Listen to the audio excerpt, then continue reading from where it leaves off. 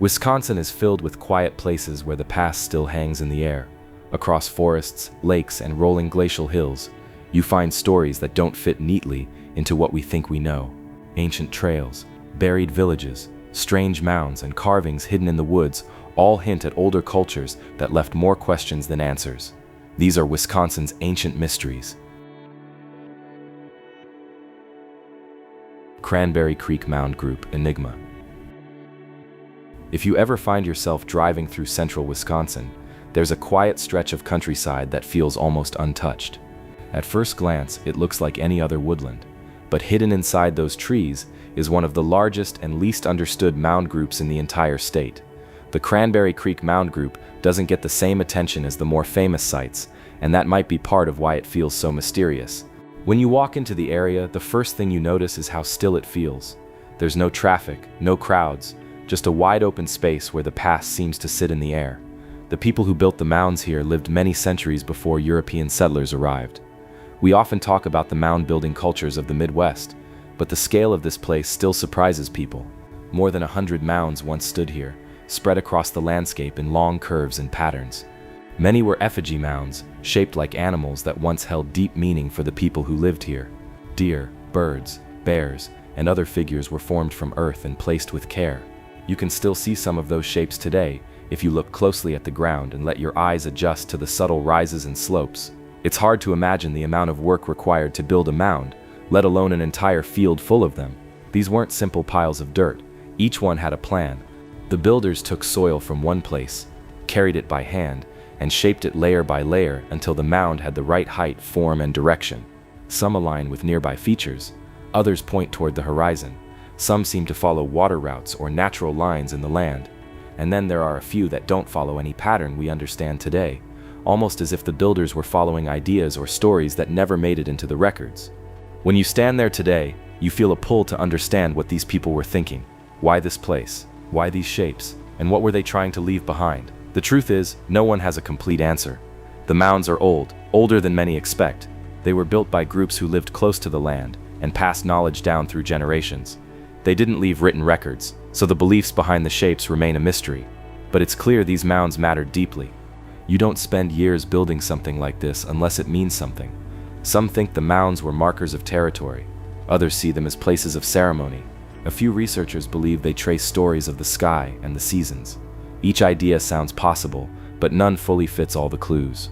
One thing that makes Cranberry Creek stand out is how much of it has survived. Many mound groups across the Midwest were destroyed long ago. Farming, building, and simple neglect erased a huge part of this ancient landscape. But Cranberry Creek stayed off the radar for decades, which may have helped protect it. When people finally looked closer, they found a huge expanse of mounds stretching through the forest.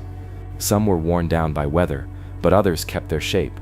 When you walk between them, you can sense how impressive the full site must have looked when every mound stood tall and sharp. It's also interesting how the place feels. The forest here is quiet in a way that feels different from other parks. The air sits heavy, and even the wind seems to move slowly. It's not eerie exactly, but it's not light either. You get the sense that you're walking in a place that once carried meaning, and that feeling stays with you. Some visitors say they feel watched, though not in a threatening way, more like being noticed, as if the land remembers the people who used to walk here and hasn't quite moved on. Another mystery has to do with how many mounds were once part of the group. When the area was first surveyed, records suggested the site held well over 100 mounds. Some reports put the number even higher. Over time, logging, farming, and erosion changed the land. Mounds softened, faded, or were lost entirely. Today, it's hard to map exactly how many were part of the original group. That alone adds a layer of curiosity. If we don't even know how many mounds there were, it's fair to wonder how much else we're missing. There's also the question of the cultural reach of the people who built the site. Effigy mounds appear across parts of Wisconsin, Iowa, Minnesota, and Illinois, but Cranberry Creek stands out because of its size. To build so many mounds in one area, people needed a stable community, strong leadership, and enough food and resources to support long-term projects. This wasn't a small group. It suggests a well-organized culture with a clear sense of purpose. Yet this culture didn't leave stone structures or written documents. The mounds are their voice, and that voice is quiet but steady. When researchers study the site, they rely on clues from the land itself. Soil layers show where mound builders added different types of earth. Charcoal found near some mounds points to fires that may have been part of ceremonies. Broken tools scattered in the area hint at daily life, but they don't explain the deeper meaning of the shapes. The people who built these mounds were skilled, patient, and connected to the land in ways we can only imagine.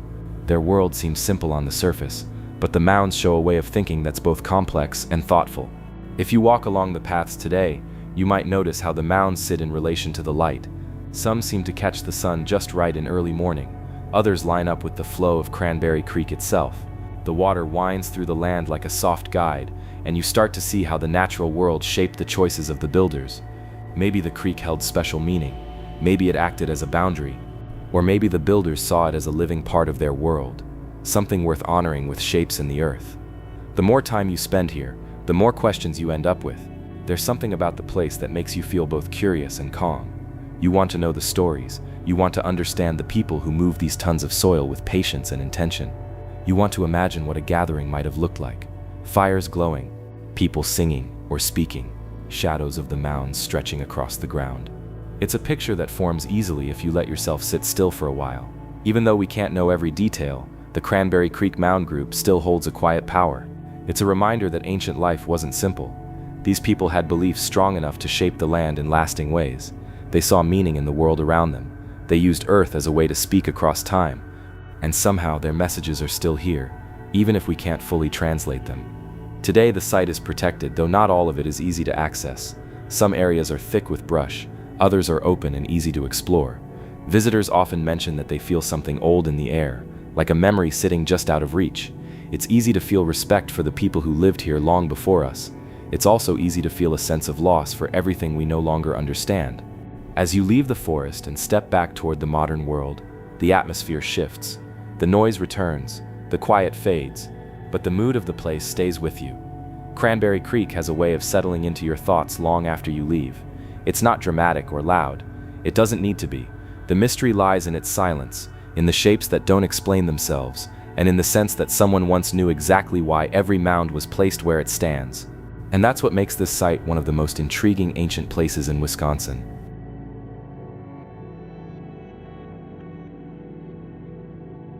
The Lost Village beneath Lake Mendota. If you look out over Lake Mendota on a calm day, the water seems ordinary. Boats drift by, the shoreline is busy, and the surface barely hints at anything unusual. But beneath that wide stretch of blue, local stories say there was once a village that disappeared long before the modern city grew around the lake. It's one of those quiet Wisconsin mysteries that doesn't shout for attention. It sits in the background, half memory, half legend, waiting for someone curious enough to look past the surface. People who grew up around the lake often hear hints of the story first, a village buried under the water. Old paths still sitting on the lake floor, strange lines that show up in sonar scans. No one agrees on every detail, which is part of what makes the mystery interesting. Some say the village belonged to early native people. Others talk about a later settlement that was slowly abandoned as the land shifted, and a few believe parts of the shoreline collapsed into the lake after a series of natural changes. Whatever the truth is, the idea that a community once lived where boats now glide gives the lake a deeper weight. When you stand on the shore during a quiet morning, it's not hard to picture it. The water is still. The light spreads across the lake in a soft way that makes everything look older. You can almost imagine small homes sitting where the water now moves, smoke rising from fires, people walking along paths. That kind of scene settles into your mind easily because so much of Wisconsin's landscape holds memories of earlier lives. Lake Mendota is no different. The lake has always been a gathering place. Long before the modern city, the shores were filled with villages, camps, and mound-building communities. It makes sense that people would settle near fresh water that seemed endless. Food was easy to find, travel by canoe was simple, and the land around the lake was open and rich. Over centuries, people came and went, leaving traces that now sit hidden beneath layers of silt, water, and time. The mystery of the lost village grows from these old layers. Some early settlers mentioned seeing remains near the lake floor during long dry periods. A few fishermen claimed their nets caught on things that felt like old posts or stone foundations. There are stories of divers finding patterns that look too straight to be natural. None of these pieces are enough to form a complete picture, but when you add them together, the village becomes more than just a story, it becomes a possibility. One of the reasons this mystery stays alive is the shape of Lake Mendota itself. It has deep pockets and shallow edges that shift over time. Weather, ice and water levels slowly change the shoreline. If a village once stood close to the water, even a small shift could have pushed it under. A few feet of rising water, a long flood season, or erosion over generations could bury a settlement without leaving much behind. Nature doesn't always work in sudden moments. Sometimes it moves slowly, quietly, until one day the land is gone. Another layer of mystery comes from the lake's reputation. People say Mendota is calm and peaceful, but it also has a strange side. Stories of sudden fog, weird lights on the water, and shapes seen under the surface show up often enough to make you look twice. Fishermen talk about dragging their lines along the bottom and feeling something firm, like the corner of a building or a long, low ridge. They never know exactly what they hit, and the bottom mud hides things too well to offer quick answers. If you take a boat out on a windless day, you might catch a glimpse of something dark below. It could be rocks, it could be old tree trunks, or it could be part of whatever once stood there. The uncertainty is what keeps the legend alive. No one wants it solved too neatly. There's something appealing about knowing there's more to the lake than what shows up on maps. One of the more curious pieces of the story involves winter. When the lake freezes, the ice turns into a giant window. On cold, clear days, the surface becomes so transparent that you can see straight down. Some locals swear they've spotted lines that don't look natural, parallel patterns, flat shapes that resemble flooring, long dark strips that seem too even to be random. Maybe these are tricks of the light, maybe there's something more. Either way, they add to the mood that Mendota holds on to old secrets. If you walk around the shoreline today, you see modern life everywhere. Restaurants, docks, joggers, students crossing campus. It's lively in a way that makes the idea of a vanished village feel distant. But the lake has a habit of reminding you that it's old, older than every building around it. On a quiet evening, when the wind slows down and the waves settle, the place feels different. You sense the age of the water, you feel how deep it is, and you start to understand how easy it would be for a small community to slip out of sight over centuries. Some people like to imagine what daily life might have been like in that village. Families cooking fish caught from the lake, kids running along the water's edge, canoes pulled up onto the shore, seasonal gatherings, stories told by firelight, all happening in a place that now sits under 10 or 20 feet of water. There's something haunting about that image. Not in a dark way, but in a quiet one. It makes you think about how time reshapes everything. Even though the full truth remains hidden, the mystery gives Lake Mendota a personality that sets it apart. It turns a regular lake into a place with depth beyond the water itself. It encourages people to imagine the past instead of brushing it aside, and it connects the modern city to the people who lived there long before it grew into what it is today. Today, the Lost Village remains one of the lake's most talked about stories. There's no big sign pointing to it, no official marker telling you where to look. The mystery lives mostly in local memory, old notes and quiet sightings, and maybe that's the best way for it to exist. Some stories don't need a final answer. They just need space to breathe. If you stand at the edge of the water and watch the waves roll in, you might start to feel that old presence under the surface. It's faint, but it's there. A sense that the lake is holding something. A reminder that history isn't always written on paper. Sometimes it sleeps at the bottom of a lake, waiting for someone to notice the silence and wonder what lies beneath. And when you finally turn away and head back toward the noise of the present day, the lake stays behind you, calm and unchanged. But the thought of that missing village lingers in your mind, leaving you with a soft, steady question that follows you long after you leave. What else does the water keep hidden?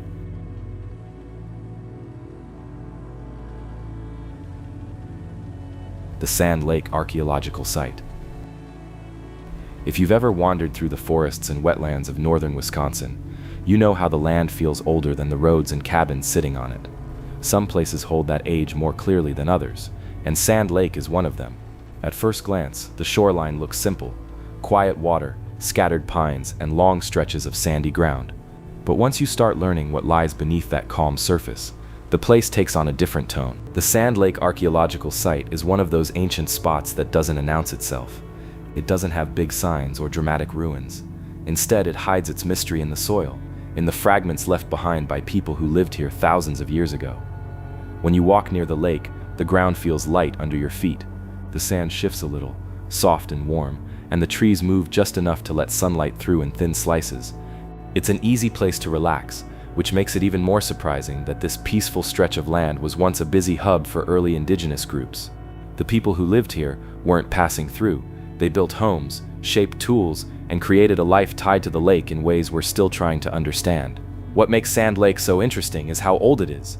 Some of the finds pulled from the area go back thousands of years to a time when the climate was different and the forests weren't quite the same as they are now. The tools found here aren't simple decorations or random scraps. They're shaped with skill: stone blades, flakes from tool making, pieces of pottery, and signs of everyday life scattered through the layers. These items feel small in your hand, but they carry a sense of time that's almost hard to take in. You realize you're holding something that someone used long before the idea of Wisconsin even existed. One of the questions that comes up again and again is why this exact spot became so important. Sand Lake isn't the biggest lake around, it's not the deepest, and it doesn't have huge rock formations or dramatic cliffs. But sometimes the most important places aren't the obvious ones. The sandy soil made it easy to build. The lake provided fish, waterfowl, and plants that grew along the edge. Animals came to drink. The land offered everything a community needed, and because of that, people stayed. When you picture what the site looked like thousands of years ago, it's not hard to imagine small shelters set back from the water, fires burning at dusk, people shaping stones and cooking food, kids running between trees, canoes pulled onto the sand. The air would have been filled with the smell of smoke and fresh water, the kind of scent you only get near a natural lake untouched by modern noise. The place must have felt comfortable, safe, and steady, and that feeling still lingers if you visit today. But the mystery at Sand Lake isn't just about daily life. There's something deeper hiding in the layers of soil. Some parts of the site seem older than others, almost like different groups lived here at different times, each leaving pieces of their story behind. The layers don't fit into a single neat timeline. Instead, they show a long flow of people arriving, settling, and moving on. It's like the lake acted as a magnet for human life, pulling in new groups century after century. The more you think about that, the stranger it becomes. Why did so many unrelated groups choose this one lake? Was it something about the land? Was it a gathering place? A trade stop? A seasonal camp? A ritual site? The clues point in several directions, and none of them answer the full question. You get this sense that the lake meant something more than simple survival. Maybe the people here felt a connection to the land that went beyond the practical. Maybe there was a story about the lake, a myth, a belief that made the place feel sacred. If those stories existed, they didn't survive in written form, so today all we can do is imagine. Another part of the mystery involves burial remains found in the general region around the lake. Some were simple, others were careful, showing respect and intentional placement. These discoveries make you pause, because they suggest Sand Lake wasn't just a place to live, it was a place to say goodbye, a place to honor those who passed. If that's true, then the lake becomes more than a home, it becomes a center of memory. And when you stand near the water today, the quiet starts to feel heavier, like the land is carrying old stories just beneath the surface. The soil at the site has its own personality.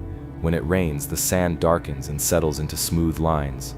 When it's dry, your footsteps leave clear prints that linger until the wind brushes them away. It's the kind of ground that preserves things well. Tools dropped centuries ago stay close to where they fell. Fire pits leave traces long after the flames cool, and pottery fragments hide in pockets of soil, waiting for someone to find them. Because of that, the site holds an unusual amount of detail, almost like a time capsule built slowly, layer by layer. If you visit Sand Lake now, there's no grand path telling you where to look. The site sits tucked between natural growth and open shoreline. You can walk for a long time without seeing anything unusual. But if you know what to look for, small hints start to appear. A change in soil color, a scatter of flakes that once fell from a stone being shaped, a slight rise that could mark an old fire spot. It's subtle work, and that subtlety is part of what makes the place feel alive. The land makes you pay attention. It rewards patience with quiet discoveries. There's something about being in a place where people lived so long ago that makes you rethink time. You stop seeing history as a neat line. Instead, you feel layers building on top of each other. You feel the weight of things forgotten. Sand Lake gives you that feeling more clearly than most places. You walk with the sense that you're stepping over ground shaped by hands long gone. Despite the age and importance of the site, it hasn't always been well protected. At different points in time, pieces of it were disturbed, whether through construction, farming, or simple curiosity. Some artifacts were taken before anyone understood their value, and some parts of the land shifted naturally, hiding certain clues forever. But enough remains to keep the mystery alive, Enough sits beneath the surface to remind you that this place once held a deep meaning for people who understood the land in ways we often forget. If you sit by the shoreline today, the lake looks calm and easy. The water moves in slow waves, tapping lightly against the sand. Birds slide across the surface.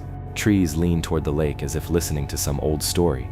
It's peaceful in a way that makes you want to stay longer than you planned. And while you sit there, you start to imagine how different it must have been centuries ago. Not worse, not better, just different, more raw, more connected, more aware of the land itself. When you finally step away and follow the narrow paths back toward modern noise, the place sticks with you. The mystery of Sand Lake doesn't grab you with dramatic ruins or towering mounds. It works in smaller ways, a quiet feeling, a sense of age, a hint of stories untold. It leaves you wondering who lived here, what they believed, and why this one lake became such an important spot for so many people over such a long time. And that's what makes the Sand Lake Archaeological Site one of Wisconsin's most intriguing ancient mysteries. It doesn't give all its answers. It leaves space for imagination, space for questions, space for you to fill in the silence with your own curiosity, and maybe that's the point. Some places aren't meant to reveal everything. Some are meant to remind us that time is deeper than we think, and that the land remembers more than we'll ever know.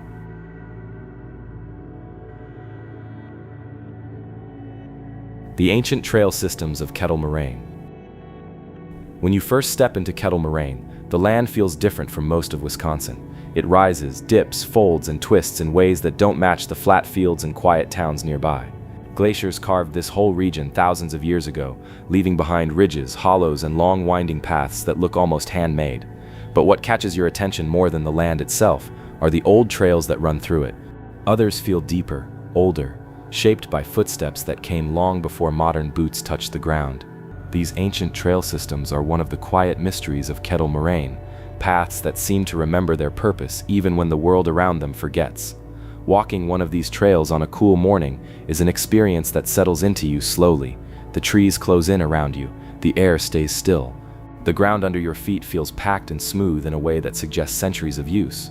If you didn't know anything about the place, you might think these paths are just part of a park layout, but the more time you spend on them, the more you notice how they don't move like modern trails. They follow the land too naturally. They cut across ridges at angles that make sense only if someone knew this terrain deeply.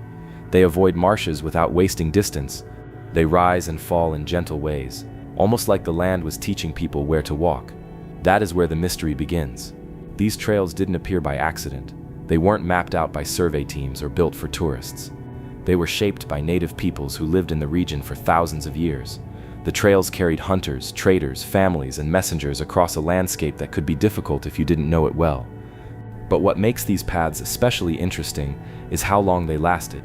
Even after the people who made them moved on or changed their ways of life, the trails remained. Settlers started using them. Early explorers followed them, and in many cases, modern roads grew right from those same routes. It's strange to think about, but some of the asphalt highways slicing through southern Wisconsin today might sit on top of paths walked by ancestors who traveled with nothing more than a pack and their knowledge of the land. There's one stretch of the trail system that feels especially old. It runs along a ridge that overlooks a quiet pocket of forest and dips down toward what used to be a marsh hundreds of years ago. When you stand there, you can almost imagine seeing small groups moving along that same line, keeping the high ground for safety, using the ridge to scan the distance.